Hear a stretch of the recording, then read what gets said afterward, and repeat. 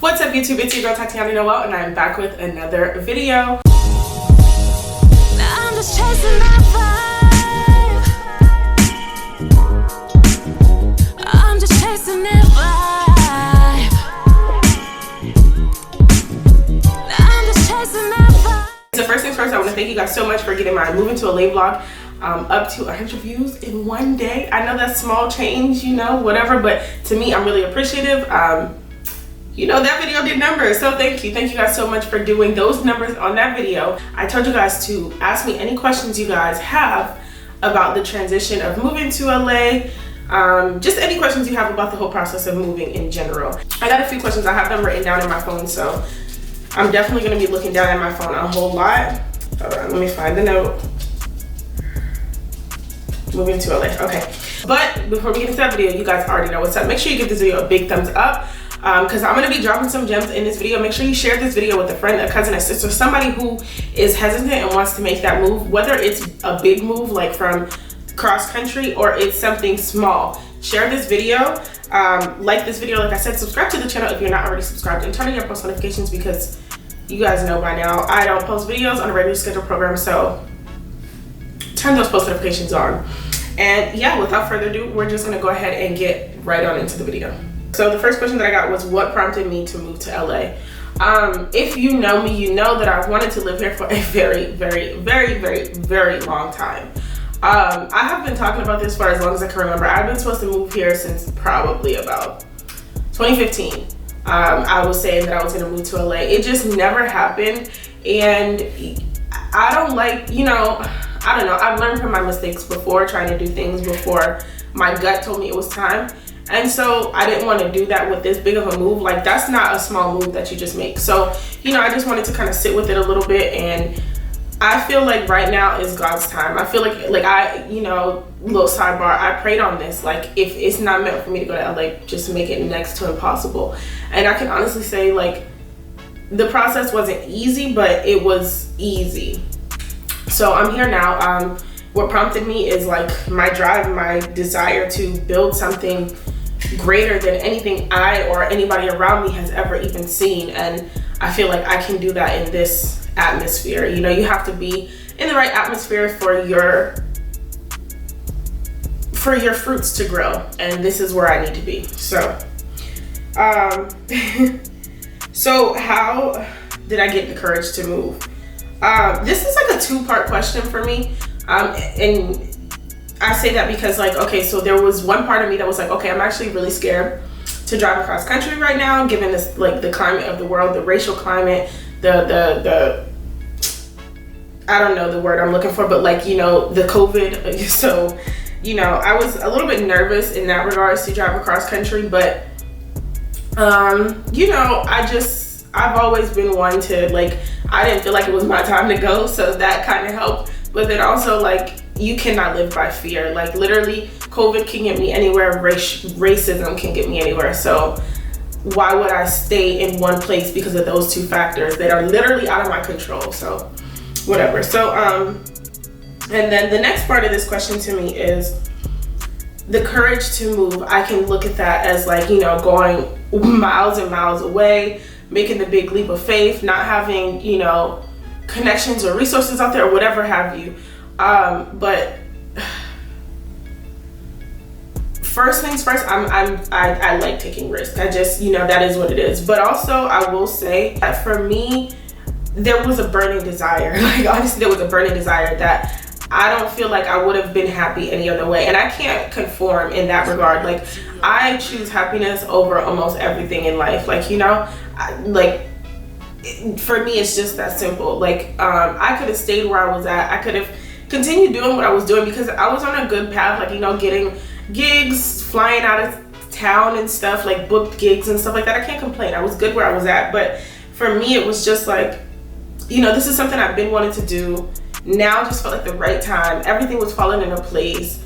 It wasn't so much how did I find the courage. It was just like, it was the time, and I choose happiness always. So advice for someone wanting to move across country.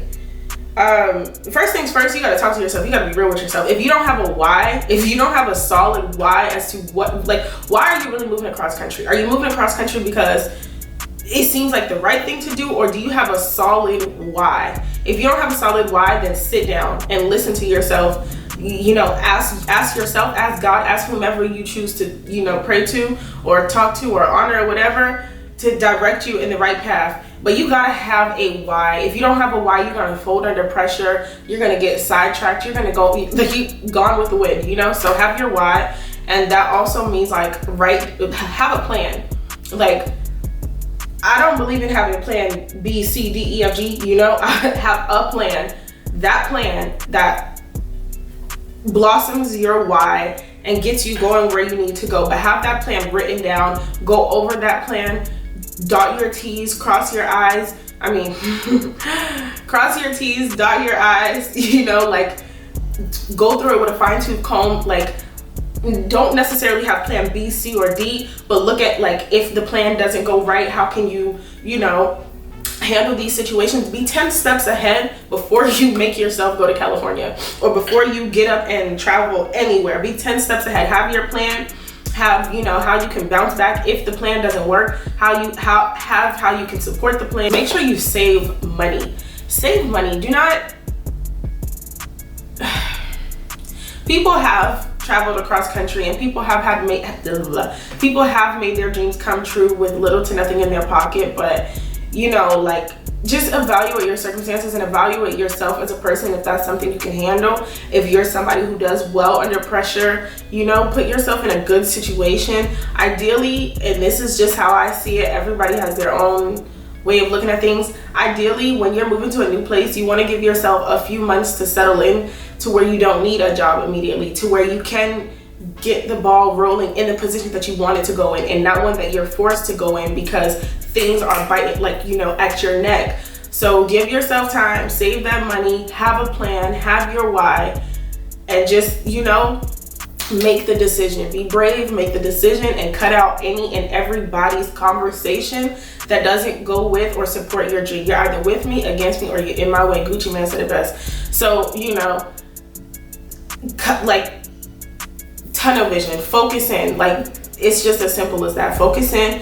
Don't listen to anybody. Like, I literally shut down people's conversation when they would say something that would get in my spirit and make me feel like, is this the right thing to do? Cut it out, period.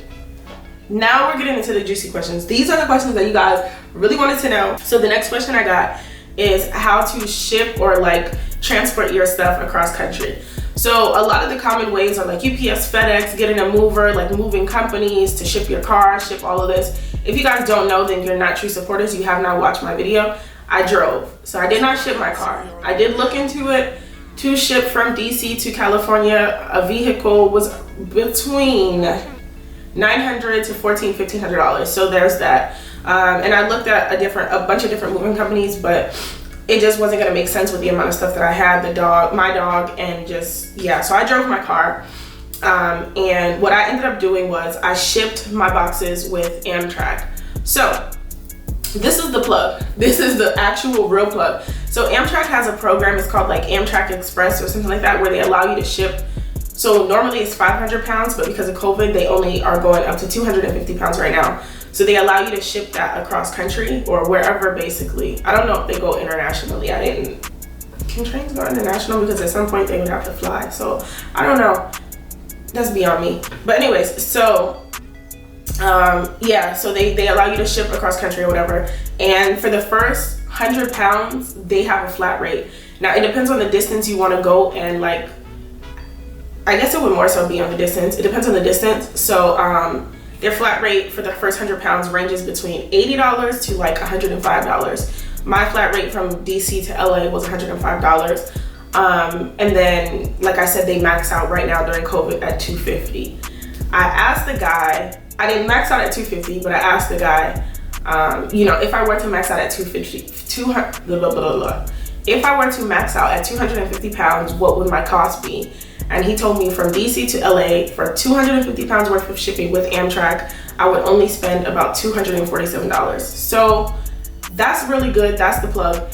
But furthermore with that, they also like, so you can only ship that many pounds a day, but they'll let you like bring somebody next day or bring somebody with you and they can ship on your behalf, or you can come next day and ship more items. I actually had to do that. So, you know, you have options. You can bypass the 250 limit. It's not that serious, if you will. And then, hold on, what else? Oh, and then also, usually they charge you like a holding fee for like $5 per item per day after 2 days. So they give you a complimentary 2 days for you to get settled and pick up your items. But then you have $5 per item per day. But right now, if you're really serious about moving cross country or whatever, they're holding all items because of COVID again until like September 1st or the end of September, I can't remember. But they're holding your items for free. So that's really good. They do have restrictions on what you can ship. They have like dimension restrictions and stuff. So I would say look at that, but it's a definite like plug, okay? Because Amtrak, like FedEx or UPS or the USPS or whatever, one box is like $70. Like, it's ridiculous. The next question is my experience looking for apartments. So you gotta have patience, y'all. Like, a lot of things in life, shit, the motto of life is patience is a virtue. I was looking at apartments. So I think around May, I kind of confirmed in my mind, okay, I'm moving. I knew before I wanted to move, but I had said after COVID, all this other stuff. But in May, I was just like, fuck it, I'm going, I'm out. And so I had been looking at apartments for a very long time. And I knew the climate of the world, people are gonna be like wanting to move out and stuff like that. So they're gonna have specials. This is also kind of why I moved right now too, or whatever. So I was like, you know, let me just look at apartments. I downloaded hella apps, y'all. Like, I'm not kidding. I downloaded so many apps. I downloaded like Zillow, HotPads, Apartment.com, Apartment Finder, all these apps. I downloaded all these apps and then I literally went on them every single day and looked at apartments. I wrote down a list of apartments because initially I was like, I'm gonna get to LA, get an Airbnb, stay in the Airbnb for 2 weeks, and then go look at the apartments that I like settled on while I was back in DC. But I didn't end up having to do that or whatever. So, you know, I wrote the apartments that I was interested in down. I kept going back to them. I flagged any like past promotions because companies or apartment homes, and this is a key y'all don't know, apartment homes often run back the previous promotion that they just recently had. So they'll probably give it like a week or 2 weeks time and then they'll literally bring that same promotion back. So, you know, if you see a promotion that expires and you like, oh damn, I'm not ready yet, go back and look. They may not put it back up, but they may have it. They may have something similar. When they're in like promotional season, they come out. So yeah, I just kept looking at it like that. In LA, it is a whole lot different. You have to pay the holding deposit before you even find out if you're approved or not. That's kind of a lot of the cases in LA. So keep that in mind. Like, don't apply for an apartment unless you truly want it, because 9 times out of 10 you're gonna have to put in a holding deposit, and if you get approved for that apartment and you don't choose to take it, they can possibly forego your refund. So be mindful of that. You know, luckily, you know, just be mindful of that. Oh, and then also be on the lookout. Like, so in LA, they have like where they can raise the rent. They have like rent control or something like that. So when you're looking for your apartment, I can't remember. They have like a threshold of like the years. And if the apartment was built, I keep saying the apartment, but y'all know what I'm saying. If the apartment was built like years before, I don't know, y'all, don't quote me because I really don't remember, but basically like they can raise the rent on you every single year, or some apartments in LA they can raise the rent whenever they so damn feel like it. So it's 555 but yeah, they can raise the rent whenever they feel like it. So make sure you look at that. It's like LA rent control.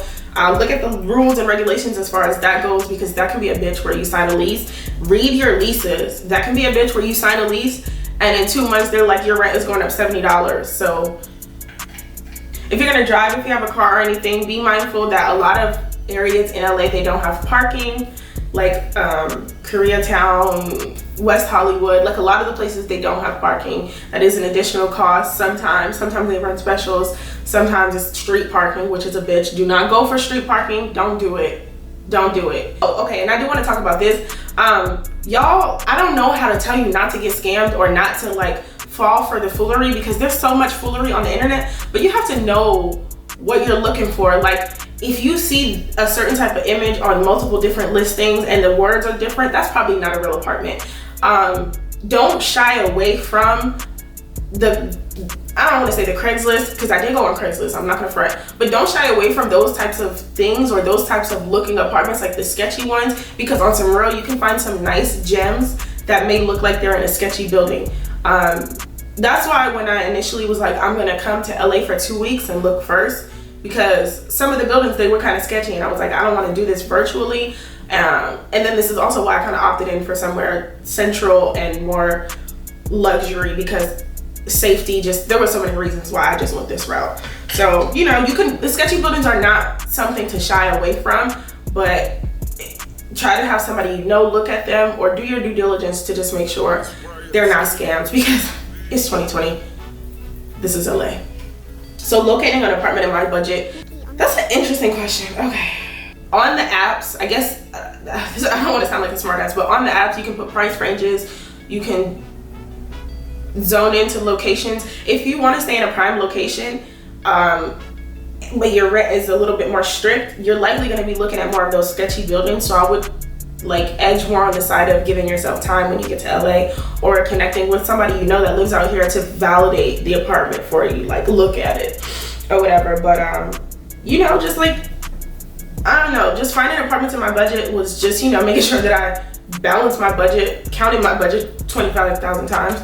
I filtered the apps, I filtered what I was looking for, and I just, like I said, I stayed on the hunt. Like, you gotta manifest what you want. Like, if you know you want a certain apartment, and just keep looking at it, they gonna have a sale. I don't know, just manifest. This wasn't a question, but this is something that I want to share before we get to the last question, because this one came a couple times. But for me, driving across country, if that's something that you're considering to do, if that's something you're considering, I think I should just stop there. If that's something you're considering, then make sure you look at apps like Gas Buddy. There's another app called Toll something, I forgot what it's called. Toll, let me go find it. Trip Toll Calculator. There's a whole bunch of like driving apps that you can download.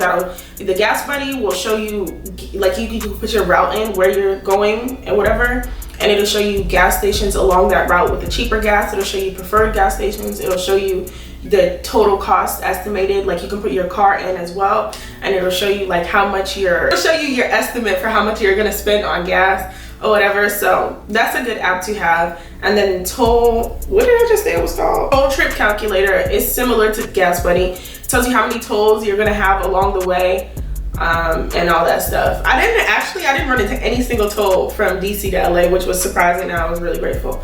So yeah, those apps really helped me out along the way. I did my research on them before I even got on the highway, before I even packed my car to head to LA. I did my research on them, and that was part of my budget, how much I was gonna spend on gas, how much I was gonna spend on lodging, and like because it's multiple days and whatnot. So I did my research on that. And then also, I'll say this too, I booked hotels with my Expedia points, because I have an Expedia account. And then I also used, I have T-Mobile, so T-Mobile has T-Mobile Tuesdays, and they have 40% off of bookings right now. So if you don't have T-Mobile, but you know somebody who has T-Mobile, ask them if they could look out for you and give you that 40% off, so that you can book hotels throughout your drive, so that you can rest. And I highly recommend not driving at nighttime, especially if you're a female driving by yourself, you know? So yeah, those are things that I definitely found beneficial for my road trip beforehand and during. And they just helped me out a whole lot. Last question, you guys. How much is my rent? I understand why people want to know this question. I live in downtown LA. All that stuff, you know. And I'm not